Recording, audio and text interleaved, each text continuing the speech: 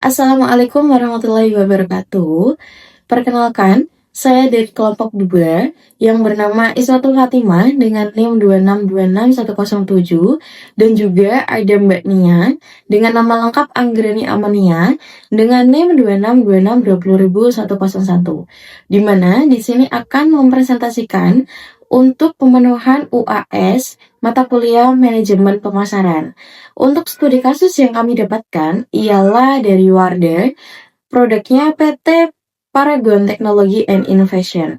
Baik, izin memulai. Wardah. Wardah dari kepastian halal menuju gaya hidup. Jadi di sini nanti itu memetakan pergeseran perilaku hedonis ke utilitarian dan menjadikan pelanggan sebagai aset strategis PT Paragon Technology and Innovation. Baik, ketika pusat gravitasi pemasaran berpindah ke pelanggan, maka bauran 4C yang berorientasi produk itu bergeser menjadi 4C yang berorientasi konsumen. Dalam hal ini, kita studi kasusnya itu dari Wardah ya, produknya PT Paragon Technology and Innovation. Jadi, akan dijelaskan secara singkat, apa itu 4P gitu. 4P itu ada product, price, place, dan promotion. Untuk 4C, ini berorientasi konsumen, karena memang di sini studi kasus Wardah ini masuk ke pilar kedua, yaitu customer ya. Customer dari model 4C-nya gitu. Nah, yang pertama ada consumer wants and need, di mana Wardah tidak sekedar menjual lipstick atau bedak, ia menjawab kegelisahan spiritual dan estetika sekaligus. Ini nanti akan dijelaskan di slide selanjutnya, kenapa kok bisa seperti ini. Terus untuk selanjutnya yaitu ada cost to satisfy, di mana biaya yang dipikirkan konsumen bukan hanya rupiah, tapi juga rasa aman dan kepercayaan diri yang didapat atas produk yang telah digunakan. Kemudian untuk yang ketiga ada convenience to buy, di mana rak minimarket hingga keranjang TikTok Shop gitu loh. Jadi dari rak minimarket ke keranjang TikTok Shop gitu. Dalam artian ini memberikan kemudahan mengakses produk tersebut gitu. Jadi kemudahan mengakses itu jadi penentu, bukan sekedar lokasi toko saja. Kemudian yang terakhir ada communication, di mana dialog dua arah lewat komunitas dan media sosial, bukan lagi iklan satu arah dari brand ke konsumen. Selanjutnya ialah PT Paragon Technology and Innovation dan Wardah itu sendiri, karena memang produk yang diangkat di sini itu adalah Wardah. Kemudian saya akan menjelaskan kilas baliknya, di mana ini tuh diluncurkan pada akhir 1900-an. Ini itu diluncurkan pada akhir 1990-an, di mana Wardah membidik satu ceruk yang saat ini nyaris tak tersentuh sama sekali, yaitu wanita muslimah gitu kan.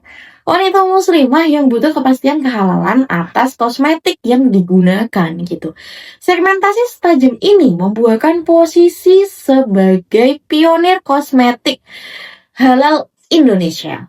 Bertahun-tahun kemudian, riset akademik mengonfirmasi bahwa kombinasi inovasi produk berkelanjutan, kesadaran merek yang kuat, dan electronic word of mouth menjadi fondasi posisi Wardah sebagai pemimpin pasar kosmetik halal di Indonesia.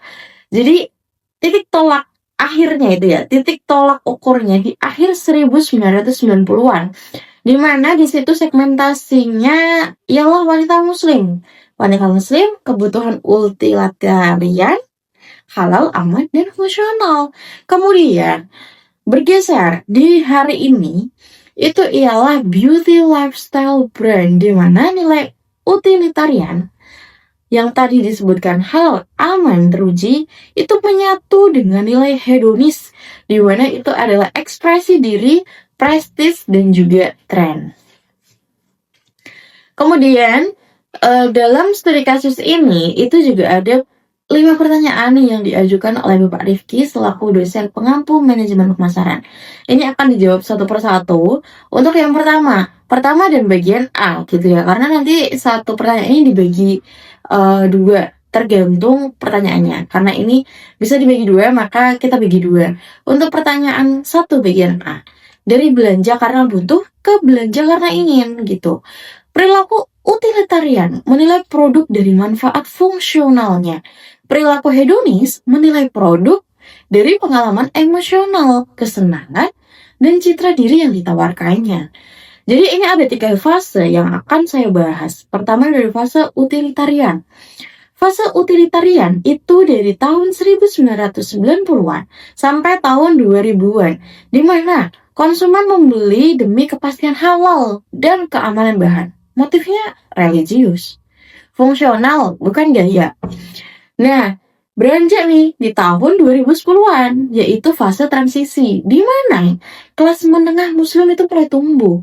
Kualitas dan harga jadi pertimbangan tambahan di samping label halal. Kemudian, mulai tahun 2020-an sampai saat ini tahun 2026 mulai bergeser menjadi fase hedonis di mana Gen Z, sekarang eranya Gen Z dan milenial memilih kosmetik sebagai alat ekspresi diri, validasi sosial, dan juga bagian dari tren. Ya kan? Betul? Ya. Selanjutnya, pertanyaan pertama bagian B. Bagaimana pergeseran ini mengubah strategi pemasaran? Jadi, strategi pada era utilitarian itu ialah klaim halal dan sertifikasi MUI. Kok MUI? Sertifikasi MUI sebagai pesan utama. Kemudian yang kedua, kemasan sederhana, fungsional, dan harga terjangkau. Yang ketiga, distribusi via warung, minimarket, dan toko kosmetik. Dan yang terakhir, komunikasi satu arah, iklan cetak dan televisi. Kemudian strateginya di era hedonis ini itu ada 4 juga. Yang pertama, repositioning kemasan jadi elegan dan estetik tanpa lepas identitas halal. Jadi karena memang yang dihadapi saat ini ialah Gen Z dan milenial, maka Wardah melakukan repositioning kemasan jadi lebih elegan dan estetik gitu. Karena anak-anak sekarang itu lebih klasik, elegan, dan suka dengan estetika yang menarik, yang eye-catching gitu kan. Terus selanjutnya ialah formula setara kosmetik global. Setara kosmetik global ya, jadi klaim manfaat emosional atas kepercayaan diri itu. Selanjutnya yang ketiga ialah brand ambassador selebritas dan influencer muda untuk aspirasi sosial. Yang terakhir komunikasi 2 arah lewat media sosial dan konten interaktif. Begitu. Jadi riset pada Gen Z Indonesia menunjukkan motif hedonis turut mendorong impulsif di platform seperti Shopee dan juga TikTok, karena memang Wardah juga jualan di Shopee Live dan juga TikTok Shop gitu, terutama saat diperkuat emosi positif selama sesi belanja. Kemudian pertanyaan yang kedua, STP gitu. Apa itu STP? STP ialah segmentation, targeting, dan juga positioning. STP yang terus ditulis ulang mengikuti generasi. Jadi Wardah ini nggak kaku gitu ya. Wardah nih dalam segi STP-nya itu tuh dinamis banget gitu. Segmentation, targeting, and positioning Wardah itu tidak statis sih, jadi dinamis ya. Ketiganya disesuaikan setiap kali profil psikografis konsumen bergeser. Kita lihat dari tahun 1995 sampai dengan tahun 2009 itu segmentasinya ialah wanita muslimah, perkotaan, dan juga kelas menengah. Kemudian untuk targetingnya itu konsumen pencari kepastian halal gitu, karena memang tadi kan religius ya, halal gitu. Kalau nggak halal ya kayaknya saya nggak pakai aja gitu kan. Terus kemudian untuk positioningnya apa?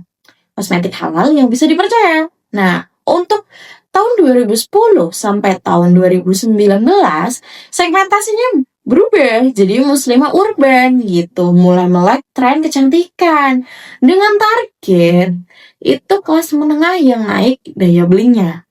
Kemudian posisinya cantik islami, kualitas modern gitu kan.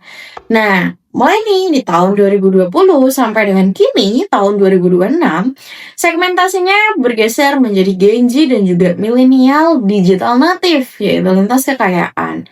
Targeting itu pencari ekspresi diri dan komunitas gitu. Loh, di sini disebut komunitas, nanti saya akan jelaskan terkait komunitas yang dibangun oleh Wardah.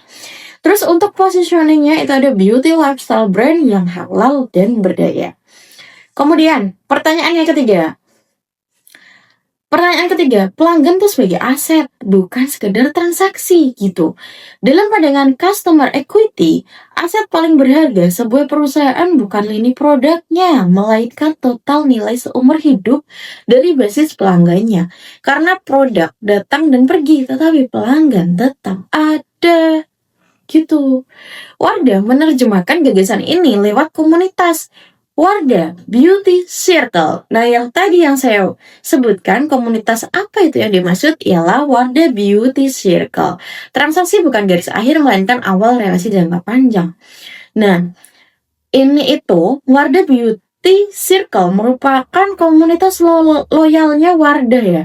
Melalui komunitas ini, pelanggan diberikan edukasi, kemudian diberikan akses awal ke produk baru, dan yang terakhir diberikan ruang untuk berinteraksi gitu kan. Ini saya akan bahas satu persatu gitu, yang terkait edukasi, akses awal, dan juga yang interaksi. Nah, yang pertama ada edukasi, di mana untuk edukasi ini yang pertama ialah kelas kecantikan gratis. Kelas kecantikan gratis gitu. Jadi memang Wardah ini masih banget ya memberikan kelas kecantikan gratis dan juga konten literasi produk untuk anggota komunitas. Kemudian yang kedua ada akses awal, di mana preview dan pembelian lebih dulu atas produk baru sebelum peluncuran publik.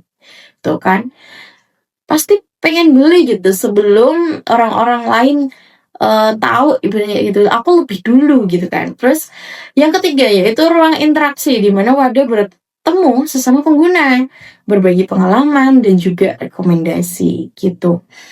Nah, pelanggan yang loyal ini akhirnya bertindak sebagai agen pemasar organik atau brand advocates yang merekomendasikan produk Wardah ke lingkungan sosial mereka secara sukarela gitu. Makanya tadi kenapa kok pelanggan sebagai aset gitu, karena pelanggan ini akan mengkomunikasikan ke lingkungan sosial dengan sukarela gitu. Dalam akuntansi manajemen modern, biaya untuk mempertahankan pelanggan lama itu jauh lebih murah dibanding mencari pelanggan baru. Nah, menjadikan basis data pelanggan Wardah sebagai aset berwujud non-finansial yang bernilai tinggi. Kenapa kok bisa pelanggan sebagai aset? Atas penjelasan tadi yang telah saya sampaikan. Selanjutnya, pertanyaan ketiga bagian B, di mana mengonversi pembeli kasual menjadi pembela merek, gitu kan? Karena mempertahankan pelanggan lama yang tadi saya sebutkan. Karena mempertahankan pelanggan lama jauh lebih hemat daripada mengakuisisi yang baru. Wardah merancang jalur bertahap menuju advokasi sukarela, di mana ada 5 tahapan yang ditempuh oleh Wardah. Pertama, kenal beauty advisor dan konten digital mengenalkan produk sesuai kebutuhan personal. Kedua, percaya. Sertifikasi halal, ulasan, dan juga endorsement selebritas membangun kredibilitas Wardah itu sendiri. Yang ketiga, terlibat. Bergabung ke Wardah Beauty Circle, mengikuti edukasi dan event komunitas. Kemudian yang keempat, loyal. Akses awal produk baru dan penawaran khusus menjadi pembelian berulang. Dan yang terakhir adalah advokasi, di mana dia merekomendasikan produk secara sukarela lewat ulasan dan word of mouth. Tahu kan? Word of mouth gitu.